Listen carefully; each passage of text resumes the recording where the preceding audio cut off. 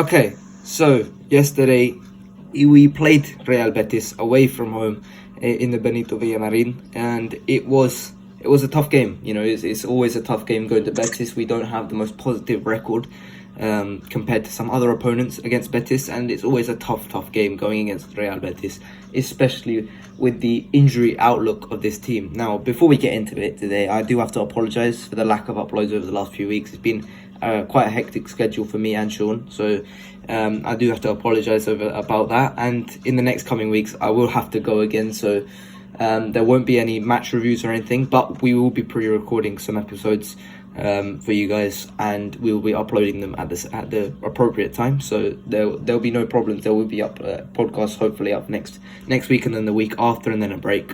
So that's the plan for the next few weeks.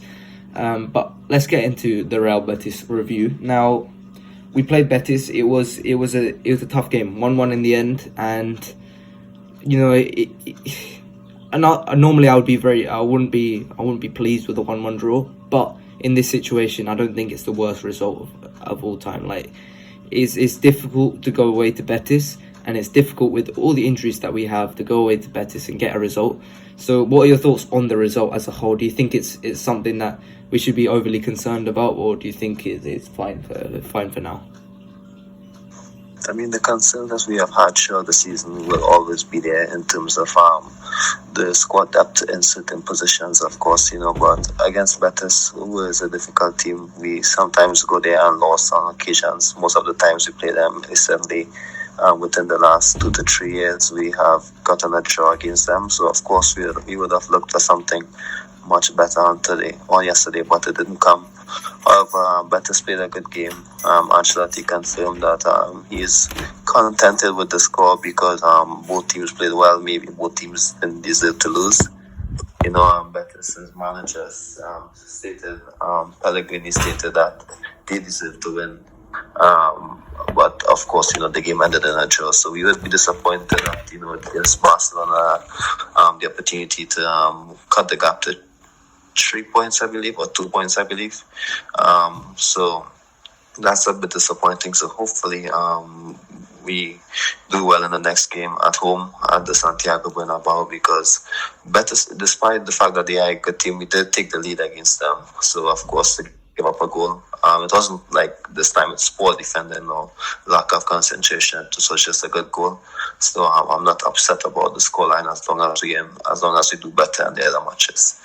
Yeah, I mean, in terms of Barcelona, they are going to be playing Girona today. That's going to be a big game in this La Liga title race. You know, coming out against Girona. Barcelona obviously beat Atletico last week in probably a very, very good result for them, and you know, in a gutsy result for them. It was very well fought by Barcelona to get that 1-0 victory against Atletico. And you know, whenever you're playing against these big teams, it's not about the performance necessarily. It's about it's about the result. And Barcelona got the result against Atletico. They'll be hoping for a result against Girona once again today. So for you, what would be the best result in that game, in that Barcelona versus Girona game? Because it's definitely an important one for the title race as a whole. For me, I think although Girona can definitely go top with a win, I would rather have a Girona win, because that does kind of put Barcelona a little bit further down.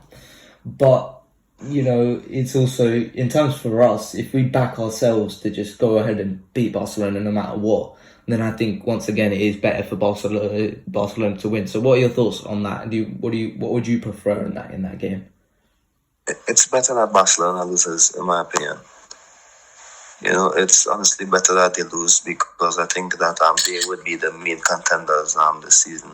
No matter how you spin it, no matter how good the other competitors play, Girona, Atletico Madrid, Barcelona would always be the big title challengers. So it's difficult, you know, to say, you know what, we would want them to win, because at this time they're behind Girona.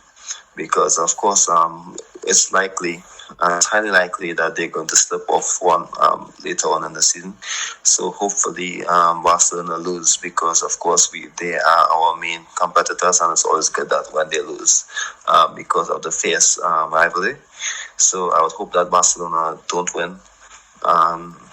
Of course, Barcelona have more firepower to last the entire season compared to our other competitors, our title competitors. So for me, it's always good when Barcelona loses. Yeah, 100%, and I would agree. I'd say Girona, as much as I would like them to stay up for the whole season, I don't think they have the ability to do so. Although they don't have any other competitions to really be competing in, they are in Copa del Rey. But apart from that, there are no European competitions. But I don't believe Girona have the ability to compete in a title race for the whole season. So Barcelona dropping points at every possible opportunity for us is important. Atleti, obviously last week they dropped points, so that's fine. I think we can afford to just put Atleti behind for a little bit, but no doubt they're still in the title race. There's no it's only what game week are we at? 14, I believe, maybe 14, 15, around that point. There is a lot of football to be played, and a lot can change. So we've got to be ready for that. In terms of the actual game, I'm going to still get into it. I mean, it was a poor performance from us. I would say I think Betis were better, and I think they were good value for a draw, potentially a win as well in this game. I think their goal, as much as it was a wonder strike by Aitor Ruibal, it was wholly deserved from Betis. They deserved to get that goal, and they deserved to. In my opinion, I think they did play better than us, and I think they did deserve to win. But they were unlucky in that, and they didn't take their chances. They were missing a lot of players themselves as well. They were missing a lot of players, and I think both teams were really thin in this coming into this game. I mean, one thing I do want to talk to you about is Dani Carvajal, because in the midweek it was announced he would be out for the rest of 2023 after the injury he picked up last week against Granada. It's a huge miss, because we're going to be now losing probably one of our best players this season. He's been absolutely incredible this season. And it's rather than just, we're missing Carvajal, it's who we're putting into the lineup. Because yesterday, Lucas Vazquez couldn't put a cross onto anyone. He could not pin a tail onto a donkey at all. He was just horrific in terms of his crossing performance. Was not very, very good. He was getting up the pitch all right, but it was just not. He looked kind of disconnected from the team. It wasn't the greatest of performances from Lucas Vazquez in this game, and I think it was, it showed. We were really absent from the game. I mean, in terms of Dani Carvajal, the one reason he's been really good is because Fede Valverde has been so good defensively. Fede's allowed to be, dropping back, doing so well defensively. But then again, going forward, Fede's not been contributing as much because of the fact we don't have a defensive midfielder at this current moment in time. So Fede, as a result, been dropping deep, not been providing as much offensively, but that's been fine because we've had Dani Carvajal getting forward and playing really, really nicely. Well, when Dani Carvajal is missing, then we've got to have Fede contributing more offensively, but also contributing so much defensively as well at the same time. So it's a difficult problem because Fede can't do both roles at the same time. As much as he's a fantastic player and he can get up so well, being almost the third man in attack as well as being the defensive pivot is just impossible. You can't do that. No one in the world can do that. So it's a difficult position. So you need this right back to play so it's much better. But Lucas Vazquez, I don't think has the ability to do that now. Midweek we've obviously got Union Berlin. That's an easy game for the final group game. It's a dead rubber. There's nothing on the line there. So I think we should play Vinicius Tobias there. I think we should play some of the kids there. I think Nico Paz should play. I think Gonzalo Garcia should play. I think these guys should all play, and we should drop some of the regular starters who need some rest. But in terms for you, how important do you think that Dani Carvajal injury could be for our season, because of the fact that we're struggling right now because of the fact that Fede is going to have to defend and attack at the same time, but he can't do both. How important do you think that Dani Carvajal injury is, especially because we've got a tough game in Villarreal next? Yeah, so of course, I think Nacho. Let me just get it out of the way. I think Nacho should play there next. I don't think Vasquez is a starter, is starting quality for Madrid in that position. And I'm going to read something for you that I saw on yesterday in relation to Lucas Vasquez. So I'm going. This is also my opinion as well. So Lucas Vasquez had only one start in La Liga before he took on Betis, before he started against Betis. And it was the team's worst performance of the season in the 3-1 defeat to Atletico Madrid. With Carvajal out for the rest of the year, he was given his starting opportunity to build some momentum and was entrusted with the position against Betis. In doing so, he showed just how good Carvajal is and how much the team are missing him. He was clumsy in tackles, perhaps fortunate not to concede a penalty, and also conceded 3 fouls. He only won 4 of his 9 duels. On the ball, many of the team's moves collapsed once they got to him on the right flank, and his crossing and passing led the team down often. Naturally, placed him late on and may feel he can compete for the starting position. That was the analysis given by Managing Madrid on his performance, and they are a mainly reliable Madrid outlet when it comes to information on the team.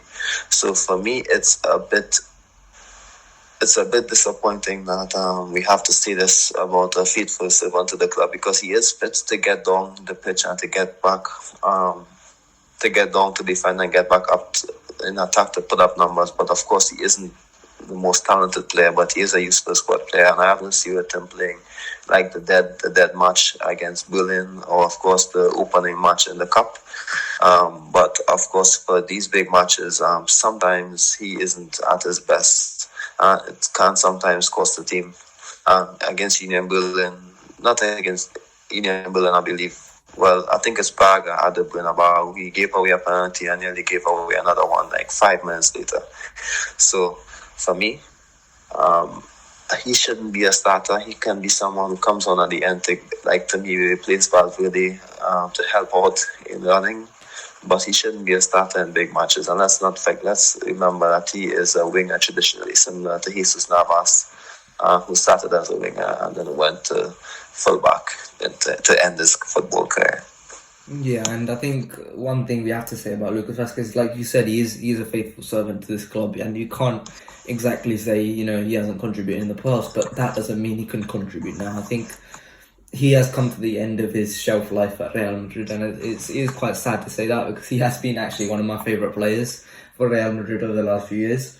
And I think, he's just contributed so much for us, especially in that 2021 season when Zidane originally converted him to a right back. He was so good that season, playing as the right back. His crossing was so good, but it's just everything's fallen off a little bit to the point where the only thing he has left is running, and that's going to decline soon as well. He is older than Carvajal, which I saw that a couple weeks ago, which I was really surprised. Yeah, I saw that as well. Yeah, I was really surprised about.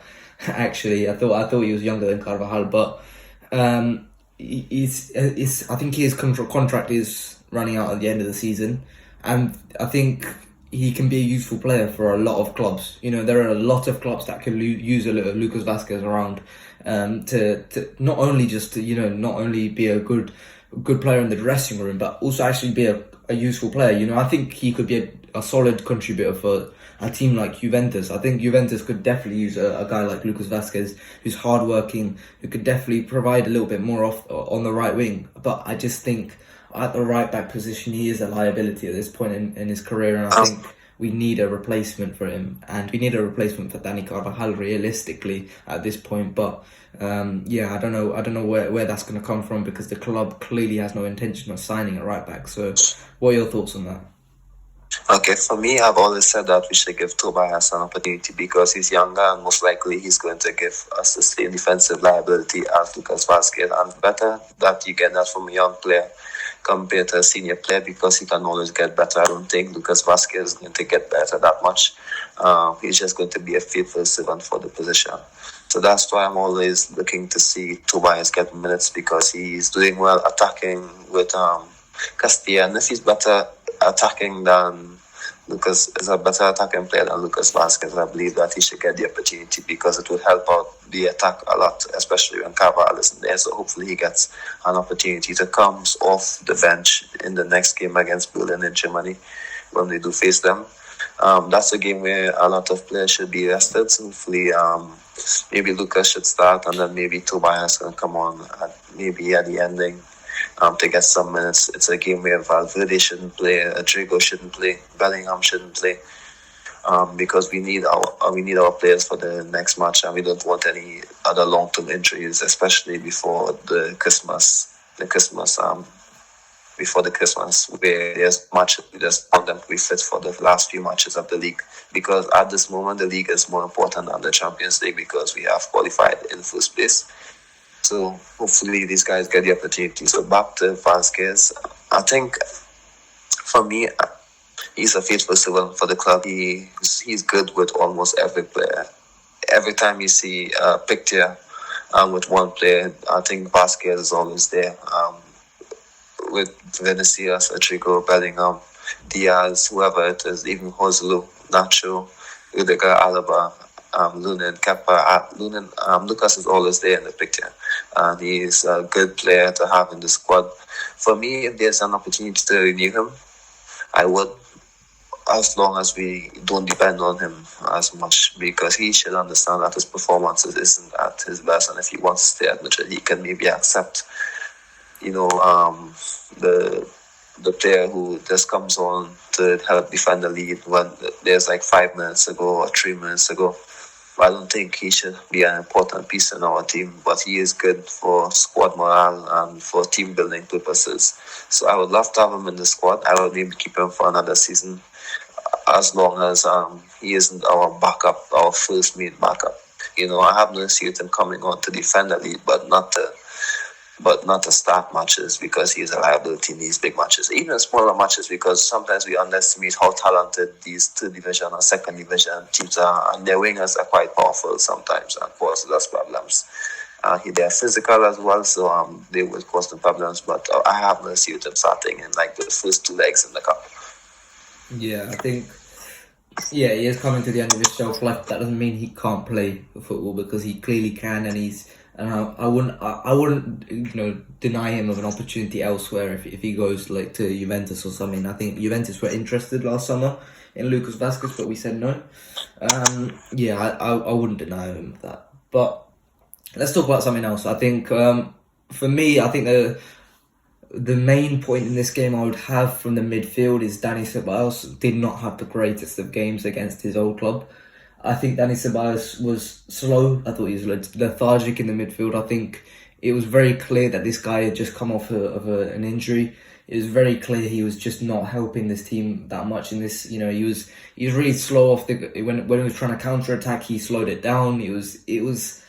It was poor from Dani Ceballos, and this is not what we come to expect from Dani Ceballos, because he is the spark, the energy off the bench. The guy who's going to come off the bench and properly just liven up the team. But it was the complete opposite with Dani Ceballos. He looked like the Arsenal Dani Ceballos, the guy in the defensive midfield who was slow on the ball. He didn't make decisions quick enough.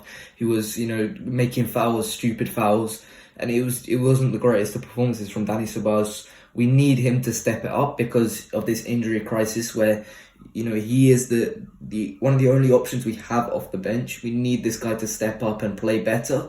But at the end of the day, you've got to hope. You've got to hope that Dani Ceballos understands that and he steps up as a result. I mean, he's going to be important for the next few weeks, and I hope Dani Ceballos can step up that performance because it wasn't good enough. But, at the end of the day, what are your thoughts on Dani Ceballos in the future games? He's a player who just came back from an injury. I will give him time. He's a player who I have a lot of faith and confidence in. I'm sure that that he's talented. I'm sure you're always seeing the clips saying that Pedri and Gavi is just Dani Ceballos that came from La Masia, so they would have more hype. So that tells you how good Dani Ceballos can be on his day. Last season, he was excellent. He was one of our better players last season, and he was one of the better spots in a disappointing end to the year when we only ended with the Copa win, which is good, but for me, I think he can be an important player, especially with the injuries. But of course, He came back from a lengthy injury. He started the season, remember in 21-22 when Ancelotti just came in. He started the season a bit slow because he started the season with an injury similar to this season, and it's only maybe in the ending of the season when we saw how decent he can be. I'm not too concerned about Ceballos now because we have a lot of midfielders next year. If, let's say, one of Modric or Tony leaves, or if two of them leaves, then maybe he can have a bigger opportunity in the squad. But for now, I think Diaz is doing well. Nico Paz is doing well, which is really good. Tony is doing well. Valverde, Bellingham, Asabahi, Madrigal is doing well. All these guys who can play in his position are all doing well. So it's not that concerning for me. Modric is back. Camavinga will be back for the Super Cup. Chouameni, I posted on him. I think he's going to be back soon. So it's not that concerning as of now because we have a lot of players doing well and we have a lot of players coming back. So it's not that concerning for me because he's a player I have a lot of faith in, and hopefully in the next year when he gets rested and he builds up some form of confidence, he can be an important player. He always does well in Copa del Rey, really fixtures, and I think that's his competition that I expect him to do well next season. So hopefully he gets the opportunity in that competition. But I think he's going to do well maybe next year, but he still has time to get back to his best, in my opinion. So I'm not concerned because he is a player who always gets injured. But of course, that needs to stop. But it's not something you can do much about. But I have a lot of faith in him. Yeah, 100%. And I back him to come back and play well because he's going to be an important part of this season if he can stay fit. Let's talk about Lunin because he played, and that was a key point in this game. He was starting ahead of Kepa when many people thought Kepa would be starting ahead of Lunin, coming straight back into the lineup. And I was really, really happy with how Lunin actually played. He was really, really good.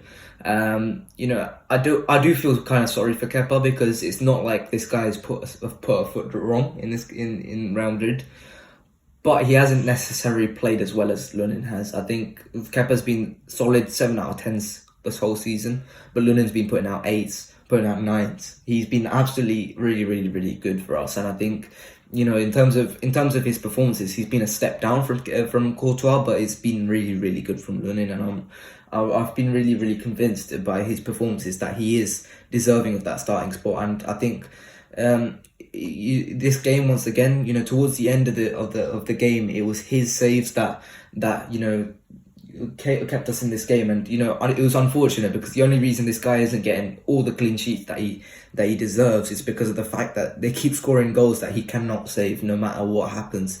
Aitor Ruibal's goal is just a rocket, and there's no way this guy's going to save that, and no keeper in the world is saving that. Courtois not saving that, Alisson's not saving that, Ter Stegen's not saving that. No keeper in the world is saving that shot.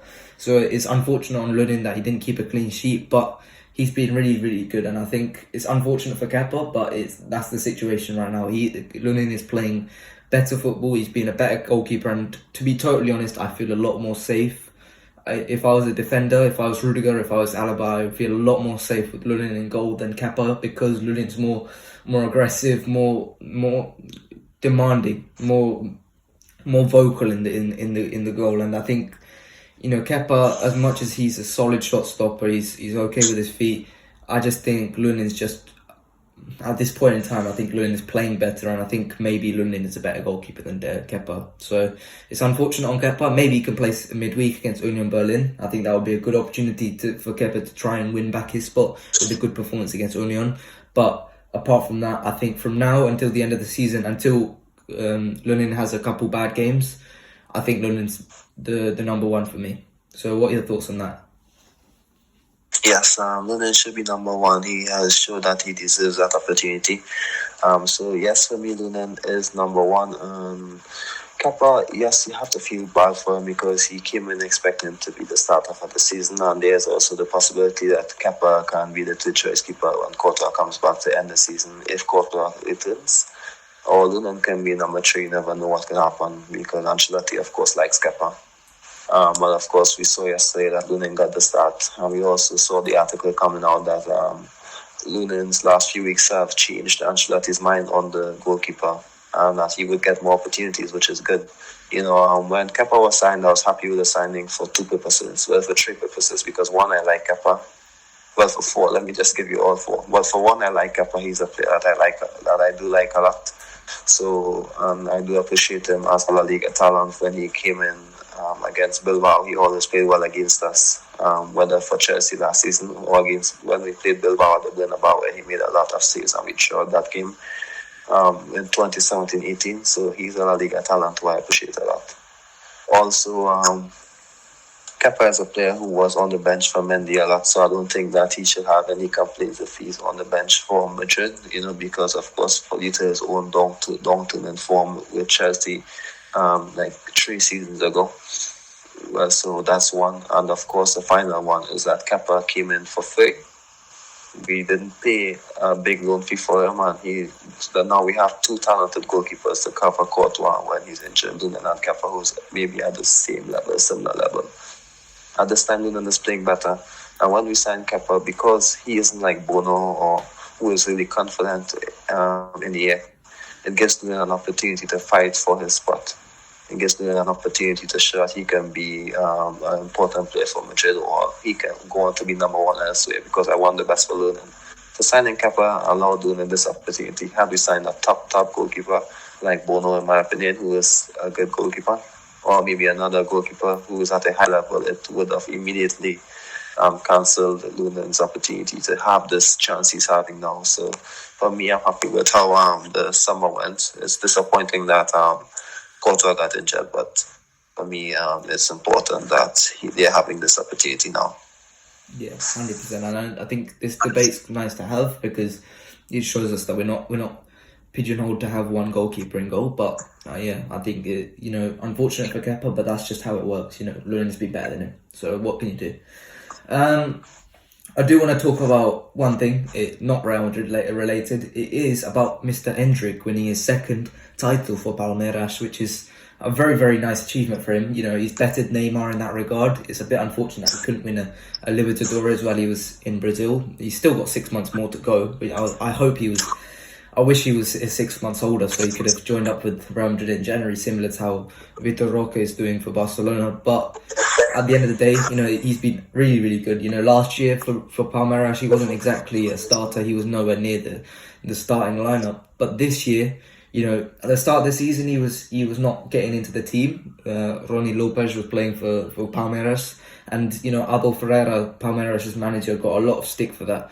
And in the latter stages of the season, when Palmeiras was down and out and they needed some goals, some points to get them back into the title race, it was a really tight title race in Brazil. They had Botafogo, Grêmio, Flamengo and Atlético Mineiro all on similar amount of points. I think they were all within 4 points of each other going into the last few weeks. So it was a really tight title race. When they needed those points, it was Endrick who stepped up, got them that win against Botafogo, I remember, which was such a big win. I think it was 4-3 in the end, where he really contributed. That was his real like, this guy's ready for Real Madrid moment. I think for me, I think he's been absolutely really, really good for Palmeiras this season. And I'm going to say something, and I'm going to say it's going to put a lot of pressure on Endrick, but I'm going to say this guy is the best Brazilian talent to come out of Brazil since Neymar. I think he's a greater talent than Vinicius was at his age. I think he's greater talent than Rodrigo was. Anyone else, I think he's a greater talent than was since Neymar. I think Neymar was a superstar when he left Brazil. By the time he left Brazil, everyone knew who Neymar was. I think Endrick is on that level. I think maybe Endrick's a little bit below, but I think since Neymar, I think Endrick is the greatest talent to come out of Brazil. And I think this guy, only 17, I think he's around ready already. And I think coming into the starting lineup, I think he could definitely put himself straight into that starting lineup. So I do want to see him play a little bit for Brazil. He was unfortunate that he couldn't do that for the last international break, but I would love to see him play for Brazil. He's been really, really, really good. So yeah, what are your thoughts on Endrick? Having Endrick in the team is really good because he's a talented player, so I'm looking forward to next season. And for him to be compared to Neymar at this age and put up numbers close to Neymar is quite impressive. because he's just 16, he's just 17, Neymar was 19 when he put those numbers up. So to be compared to him at that age is a good achievement, and an achievement that we should give him kudos for.